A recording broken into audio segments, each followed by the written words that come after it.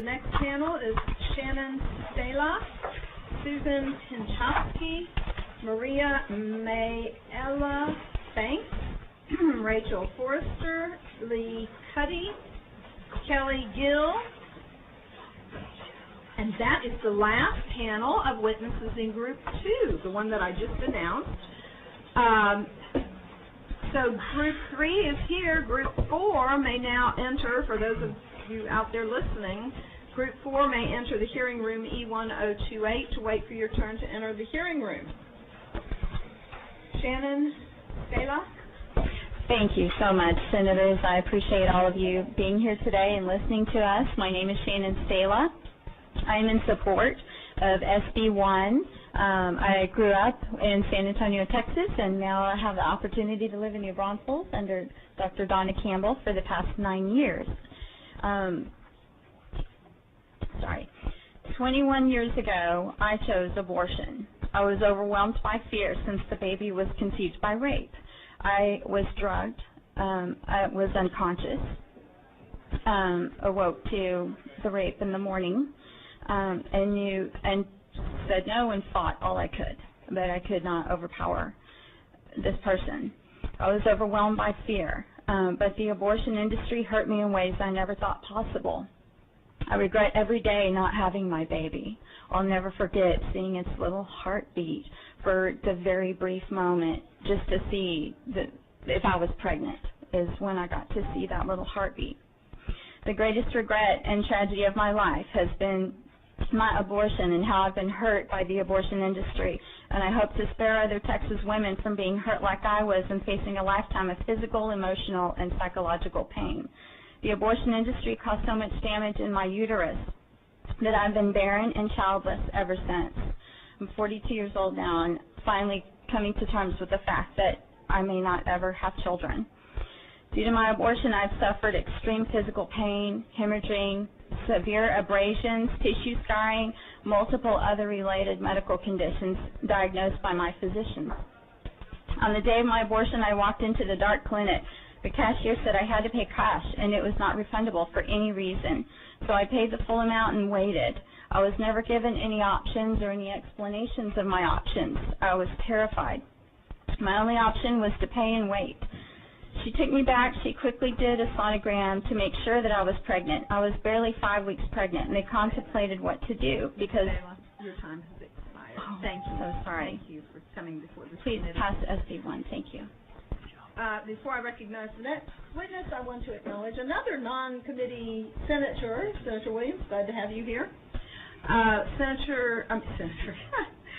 Susan Pinchowski. Thank you. Thank you. My name is Susan Pinchowski. I am a constituent of Senator Watson's. I thank the Madam Chair and the committee members for this opportunity to speak. I am here to testify against SB1 on behalf of over 3,000 members and supporters of the National Council of Jewish Women in Texas.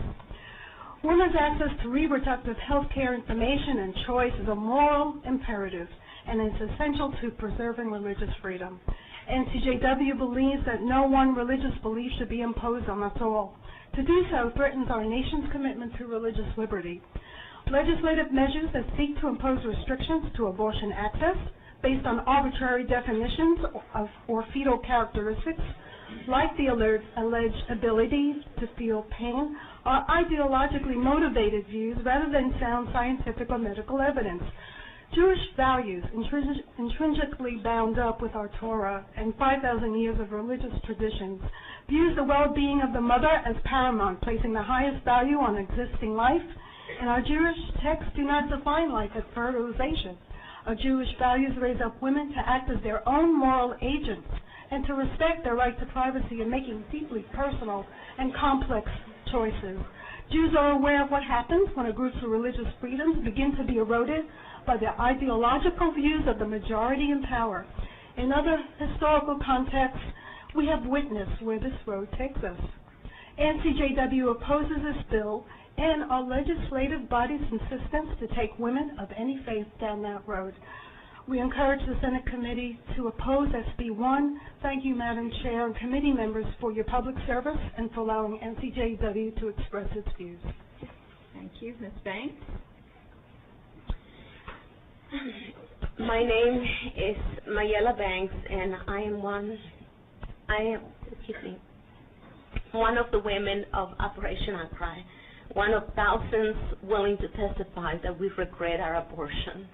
I am for SB1 because when I was 21 years old, I aborted my only child. When I was 21 years old, I, like many other young women, trusted in the abortion industry to guide me into getting on birth control. And when that didn't work, to get me into the nearest abortion clinic. They told me it was legal. They didn't tell me what it was or what the consequences would be. It was not until during the actual abortion procedure that I realized what was happening. They were tearing my baby to pieces inside of me. I had showed up to my appointment thinking that I could ask the doctor questions and make my decision. If there was a doctor, I never met him or her. I was totally unprepared for the uncontrollable bleeding, infection, and infertility that followed. I was not told that my body would produce milk for a child I had just killed. After the abortion, I was in shock. The friend of mine that had driven me there picked me up and didn't know what to do with me.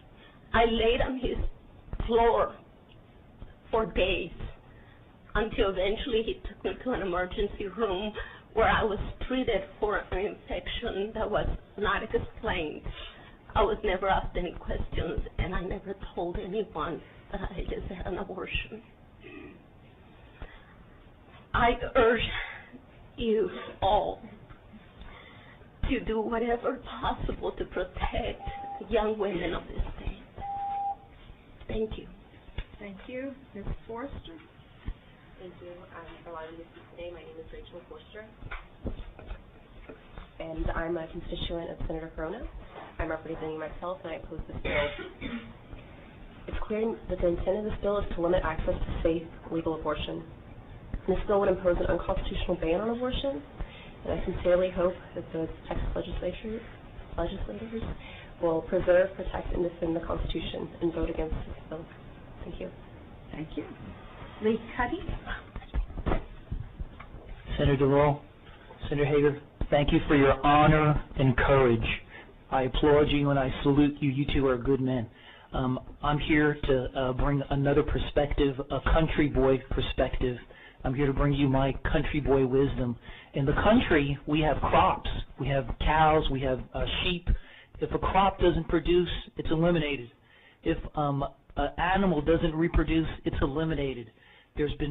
We've seen different ants come and go. We've seen different bees come and go. We've seen different grasses come and go in the country. We've seen in society different civilizations rise and fall. When a civilization,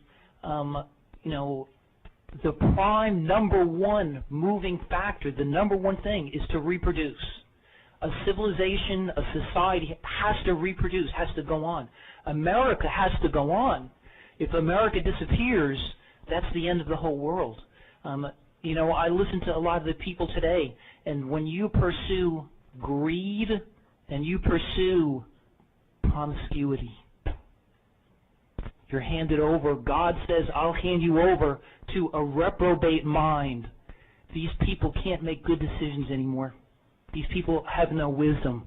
We've got to bring wisdom back to our society. We've got to bring wisdom and back to our culture. We've got to think of the future. If we eliminate our population like they're doing in Europe, the Europeans are paying people to have children. The Japanese are paying their women.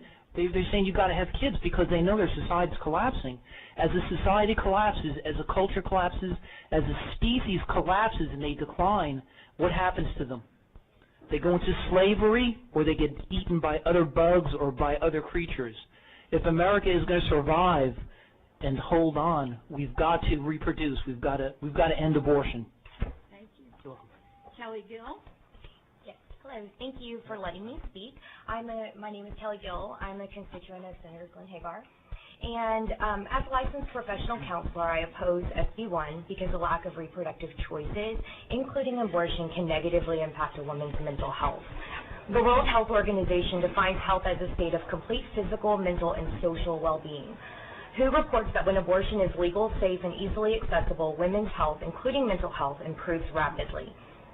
By contrast, when access to safe abortion is made more difficult or illegal, the women's health deteriorates. The American Psychological Association reports that women's ability to make decisions about their own childbearing is necessary for their health, including mental health, as well as the health of their families. Abortion can positively affect women's well-being due to abortion's important role in controlling fertility and its relationship to coping resources. Dr. Diana Green Foster and her team presented what they learned after 2 years of the Turnaway study, and what they found is that women following an abortion have a range of different emotions. Regret, sadness, but the most common feeling associated with terminating an unwanted pregnancy is relief. A week following an elective abortion, 90% of the women primarily associated relief with obtaining an abortion. A year later, those numbers did not statistically change. Charles et al.'s systematic review of the evidence determined studies with the most flawed methodology found negative mental health effects of abortion, but the highest quality of research available does not support the hypothesis that abortion leads to long-term mental health problems. You, as our representatives, are obligated to base your policy and legislation on the best science possible, and this bill is not it. This isn't about personal beliefs, and this shouldn't be about using flawed methodology to advance political agendas. Thank you. Thank you. Thank you to this entire panel. If you'll exit out that way.